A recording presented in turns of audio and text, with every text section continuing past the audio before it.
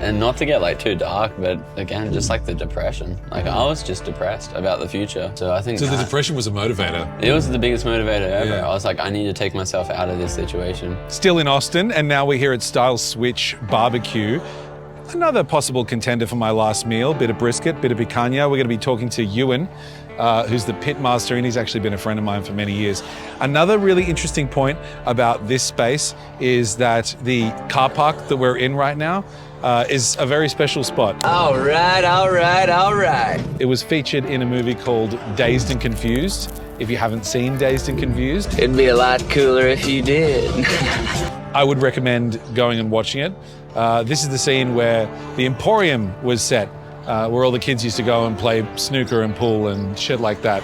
I only realized that recently, and so it's a bit of nostalgia for me because that was one of my favorite movies growing up. But we're gonna pop in right now and grab ourselves some Texas barbecue. Let's go.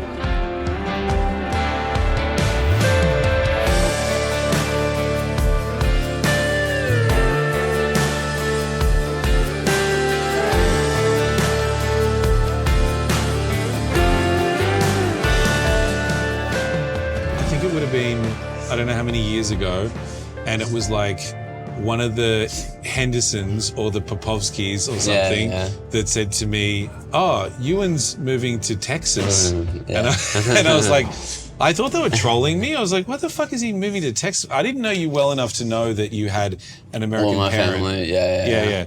And I was like, "What's he moving to Texas for?" Because you know, I'm kind of from there in a way. Yeah. And they're like, "Oh, he's going over there to learn to cook barbecue." And I was like, what the fuck? I know, it was like super random. How long have you been here for now? So I think I got here August 2019, so just before COVID. Before COVID? Yeah, which was a good time. Yeah. But yeah, so I think 5.5 years so far. Yeah. Yeah, it's always been a home away from home. Like 90% of my family actually lives here, like actually within like 1.5 miles of the restaurant, or I think like 3 kilometers. Amazing. Right? Yeah.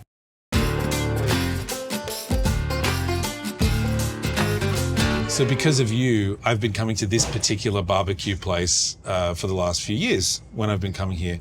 And I love, you know, the brisket, I love the sausage, I love all the stuff that you all do here at Stiles Switch. But this dish in particular, which I had last time, this is your creation. Yeah. Right? This is specific to you here at Stiles Switch. 100%. Can you tell me a little bit about it? Yeah, so it's the picanha. It's from the top sirloin on the cow. And yeah, pretty much the way I came up with it was I was at Central Market and I was looking for a cheap big cut of meat, just kind of, you know, for my meals for the week. And yeah, landed on this, cooked it on the pit just in one big slab, and it turned out so well. The owner liked it so much that we just decided to kind of put it on the menu full-time every Friday. Isn't that the thing about barbecue, right? Is that it's pure indulgence, right? It is. It's really slutty food. It's just for like, sure. fuck your diet. No, Eat 100%, this. absolutely. Yeah. Oh man, I should have cut like into littler pieces, I think. No, you shouldn't have. This is perfect. Just make sure there's any excess oil coming off that. There's going to get some on the table, sorry about that. Fucking oil. So, you like? Yeah. So Don't ask me that question on camera. It's all right. Of course I So when do you sleep? I don't know. Yeah. It's seasonal. Yeah. Definitely. But yeah, I mean, this week's not too bad. I think I'll hit probably like 55 hours, 60.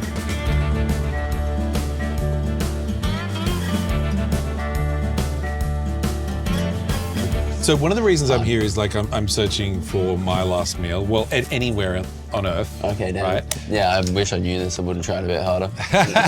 But I'd be interested to know what your last meal would be. Okay, so my last meal would be my dad's chicken schnitzel. And just because that's all I ate for about an 8-year period. Wow. Yeah. That's all you ate? Pretty much, yeah. At home anyway. What was so special about his, apart from the fact that it was your dad's?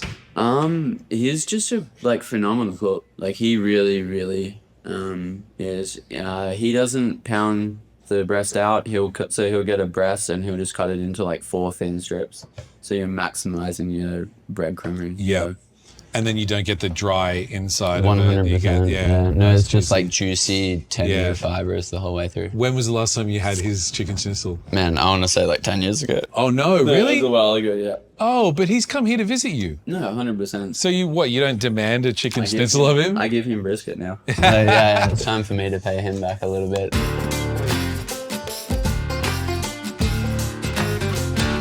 None of this sells the idea to me that one day you just woke up and you're like, hey, Texas barbecue, that's what I'm going to do. So how'd that happen? I finished university back home. I felt really, really lost. Like I didn't want to do what I studied at all. I guess you could say depressed. Definitely depressed about the future. So I just thought, hey, I've got this dual citizenship. 90% of my family's over there. I've always loved cooking. I'll just go and learn something super niche and hey, like best case scenario, I can maybe start my own business. Yeah, it was the best decision I ever made. It's going from being terrified about the future, like the next 20 years, to just like incredibly excited is the best feeling that I've felt to this date in my life. Like it's like a drug, but better. Yeah. How different was what you were studying at university? It was journalism. Yeah. Right. So I actually met with a guy from the Australian Telegraph, just to try to find some scopes, and he's like, "Do not come in." Yeah, he's like, just like, don't do it at all. And I mean, I always like writing, but Well, wait, what do you mean? He said, "Don't come in." Don't come in because you're not like you're not up to scratch, or because you'll hate it. He said it's a dying industry. Hearing that, and then also the fact that like I just was never really passionate about it. Like, I mean, I was good at it. I got good grades, but it's that thing. My dad really killed me when I was younger because he said, just find something you love. And so I was just always searching for this job that I loved, that I thought didn't exist until I came here. I didn't see any light at the end of the tunnel. Like, it didn't matter what I was going to do, like what profession. I think you're a completely different person now to who I knew 7 or 8 years ago. And not just to say that you're in a different place in your life and doing something different, but I think finding what that thing was made you a dedicated person. Man, growing up in Australia, it's the best ever, but it's also the worst. Like, that tall poppy syndrome really like knocked me for six when I was at high school. Like, I didn't want to, stick my head out and try too hard at anything because I was afraid of like the bullying that came with that. And so I think moving to the States, but also just like finding the barbecue, just trying with everything, like having this attitude of, because obviously moving here was a bit of a risk. Like, it's always been a second home of, all my family lives here, so it wasn't like I was out here by myself, but still, just upending your life and just moving somewhere else for 6 years, it's still a risk. But just the attitude that you adopt when you move in those circumstances, it's like, I can't fail.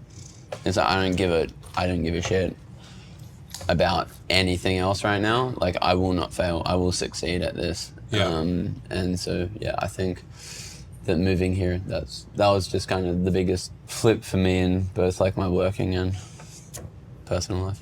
It's interesting that you mention like risk, because I always feel like it's something that, and it ties in with what you were saying about the tall poppy syndrome. I think a lot of people fall into the trap of that sunk cost fallacy, where they would get to the end of a degree and they're like, well, I've done this now. Yeah. Or I've put so much effort into this, like what I would have to give all that up and throw it in the trash just to go and do something that might change my life. And it's unlikely that will happen, or, so like, what is it? What is the mindset that you have that made you just switch and say, you know what, fuck it. Forget the degree, forget the expectations of others.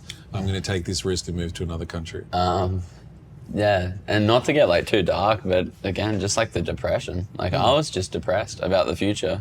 So I think the depression was a motivator. It was the biggest motivator ever. Yeah. I was like, I need to take myself out of this situation and try to do better. And what's the worst that can happen? Like, honestly, you're always your own worst enemy, and you just keep building up this like terrible image of all these terrible possibilities in your head. Yeah. It was almost like I was at rock bottom kind of back home. Yeah, but rock bottom was the trigger, right? No, 100%. Yeah. It was the greatest motivator ever. Something that you said just then, like, made me think of, that Seneca quote. I don't know if you've ever heard, "We suffer more in our imagination than we do in reality." No, but it, really strikes home. Yeah, because you just, like, even when you were saying, like, your own biggest critic when it comes to, like, cooking barbecue or something. Yeah. Like, I'll sit here and have this picanha. I'm like, that's the greatest fucking thing I've ever had in my life. And you're like, No, 100%. I give it a 7 out of 10. Yeah, you can always do a little bit better. Yeah. I think that's the thing. It changes your objective reality, like the way that you see the world. You know what I mean? Yeah. And if you choose to, like, make that switch and see things and have hope and be positive about things, somebody like you goes from, like, rock bottom depression to knowing exactly what you want to do, loving your life, feeling dedicated and making fucking good food. Yeah. I like that. Yeah, thanks, man. That's great. Yeah. So, I mean, you can't do Texas barbecue without brisket, right? This is the kind of meal, if it were my last meal, like, the reason it would make sense to me is because it is like a nothing else matters type meal, right? It's like the world is ending. Forget about your waistline, forget about your diet. You're not going to look like anything tomorrow because you're not going to fucking exist. So you may as well have some goddamn brisket.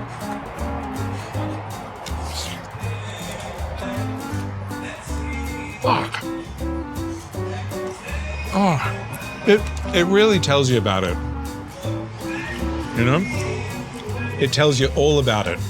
And I just feel like every time I leave eating Texas barbecue, I feel 20 kilos heavier. I mean, I feel 20 kilos heavier physically, but also spiritually. Like, I think you take some of the meal away with you and it doesn't leave you for a very long time. That is not a constipation joke. I'm going to get back to eating.